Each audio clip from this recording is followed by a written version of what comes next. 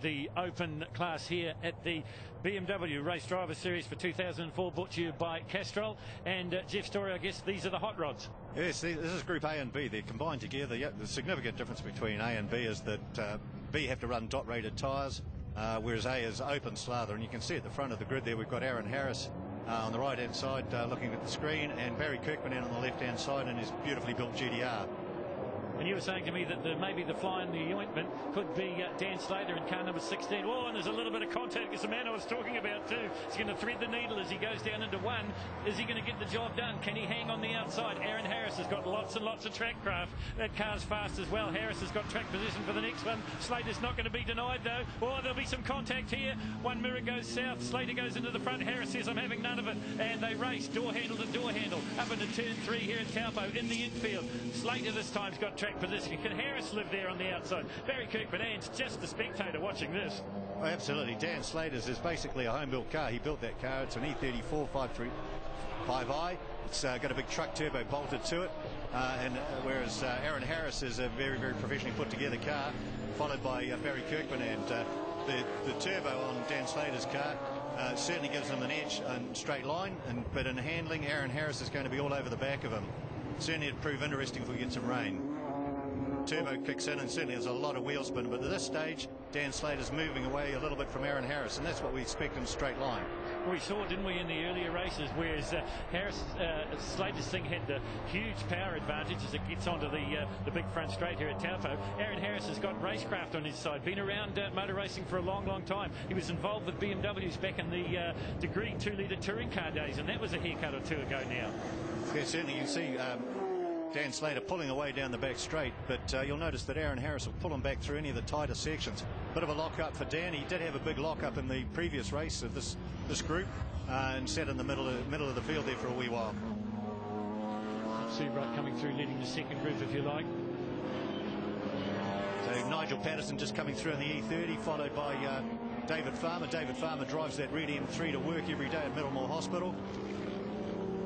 Followed by Nick Stevens. That's a car that's been raced for some time. Jeff Gunnell just coming through. He comes up from Wellington. That's in the black M3, followed by the SD European 3-litre powered E30. That's a car he's only just brought to the series. At the front again, we've got Harris and Dan Slater. Just watch the way that Harris can pick him up in the tighter corners, but watch when that big turbo that Jeff's been telling about spools up, Slater will get away from him.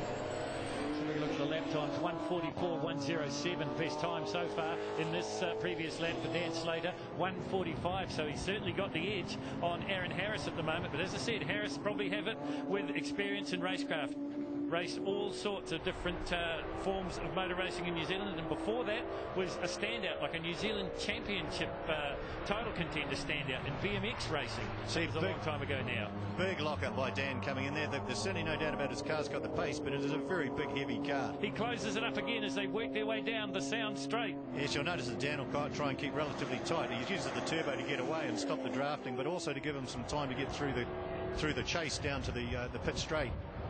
So Aaron Harris will gobble him up through here. You just watch the way the two cars perform through that tight section. Well, you picked it absolutely dead right, Jeff Story, because once again they are nose to tail as they come on to pit straight. We are just past half distance, 7 laps. The race has been shortened 1 lap, so 7 will be the end of it. And can Aaron Harris do anything about Dan Slater? What a start for Slater. He threaded the needle and he's been in the front ever since, but maybe I spoke too soon, because we've got door handle to door handle racing once again in the open class BMWs this time. Dan most certainly won't give up. Not going to live there for too much longer, I would think. You mentioned it, Jeff. Slater's not going to give up either, I don't think. Yes, side by side as they work their way through the infield, coming out of 5 now. A little bit sideways for Aaron Harris. Slater's still got the nose in front. No, he hasn't. Harris just uses the exit speed out of 5 as they come down into 6, and he's in the front. But can he stay there? We've seen the horsepower disparity here between these two cars. The home-built special with the big turbo on it, now back in 2nd place. The more, what's the word, sophisticated perhaps, Harris Radio's BMW in the front now. Yeah, I suspect there might have been a little bit of moisture on the track. We just see some spots of rain on the camera, and that certainly wouldn't have helped Dan Slater. Big heavy car. Aaron Harris has timed it perfectly. It's a very, very well prepared car of Aaron's, and it's particularly light. They certainly don't mind whether it's wet or dry. So Aaron Harris elected only to race on the second day of the weekend here. Didn't race on the Saturday. The car was here, but he wasn't.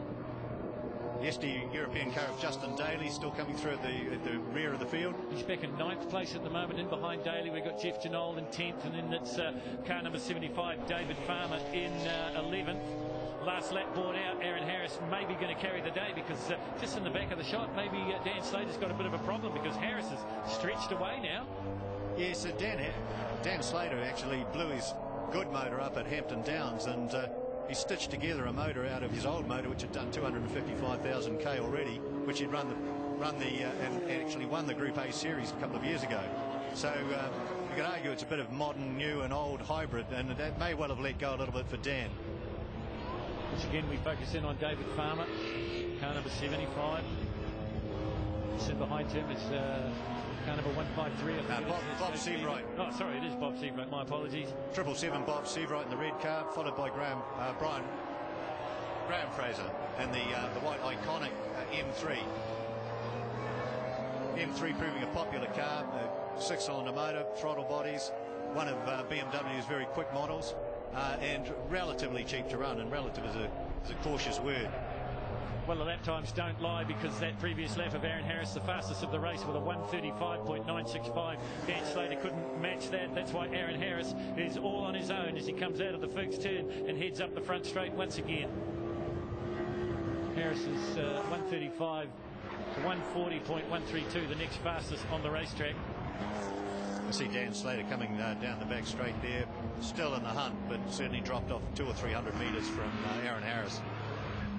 Through the chase they go, out onto the front straight. Checkered flag awaits Aaron Harris, a long-time motor race driver here in New Zealand. He wins the final BMW Open class racing, the Castrol BMW Race Driver Series. In second place, it will be Dan Slater, and in third place, and a pretty lonely old third it was too, for Barry Kirkbanan. Fourth place would have gone to Ian Davidson, and in fifth it was Bob Seabright, and then in sixth, Graham Fraser. Aaron Harris gets the last laugh here at Taupo in the Open Beamers. Castrol BMW Open Race 3 results sees Aaron Harris having the last laugh here at Taupo from Dan Slater in second place, Barry Kirkbanan through in third. Then it was Ian Davidson, Bob Seabright, Graham Fraser, Nick Hayden, Trevor Smith, Justin Daly, and rounding out the top 10, David Farmer. In the end, I sort of wore him down. I knew his Achilles is, braking, and our car's really strong under that. So just worked on him, and pushed him under brake, and he locked up a couple of times. So yeah, got him in the end. So yeah, pretty wrapped. No, I've got the car pretty well set up the way I want it, and got a lot more experience now and a lot better feel for what's going on.